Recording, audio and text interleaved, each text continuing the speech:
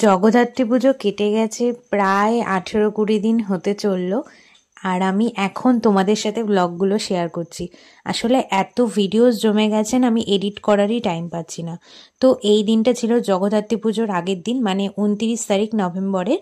আমি, মা, বাবা বেরিয়েছিলাম বাইকে করে ঠাকুর দেখতে। রাস্তায় সেদিনকে অসম্ভব ভিড় হয়েছিল, সবাই ঠাকুর দেখতে বেরিয়েছে। প্রথমেই চলে আসলাম আমাদের এখানে কলেজ স্ট্রিট বারোয়ারি মেজমা দেখতে।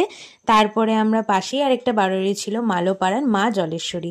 এরপরে চলো তোমাদেরকে একটা জিনিস দেখাই।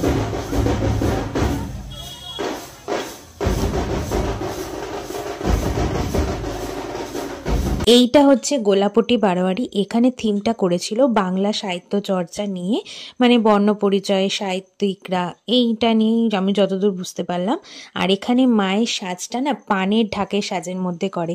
এটা কৃষ্ণনগরের মধ্যেই একটা জায়গাতেই হয়।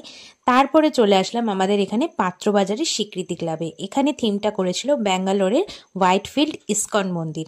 এই যে আমি, মা, বাবা এবার সোজা হাঁটতে হাঁটতে চলে আসলাম ছোট মার কাছে। আর এই রাস্তা দিয়ে যাওয়ার সময় প্রতিবার জগদ্ধাত্রী পুজোয় এই রাস্তাটা এত সুন্দর লাইটিং করে, আর এখানে সবাই দাঁড়িয়ে ছবি তোলে। আমিও কিন্তু অনেক কটা তুলে নিয়েছি। এরপর চলে আসলাম আমরা চকের পাড়া বারোয়ারিতে। এখানেও কিন্তু মণ্ডপটা খুব সুন্দর করে সাজিয়েছে। আর ইনি হচ্ছেন আমাদের চকের পাড়ার আদিমা।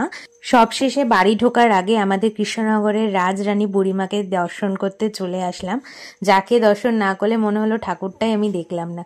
মায়ের সাজ এখনো ইনকমপ্লিট রয়েছে। এর পরের ব্লগগুলোও কিন্তু দেখতে আমার চ্যানেলটা অবশ্যই সাবস্ক্রাইব করে দিও। বাই।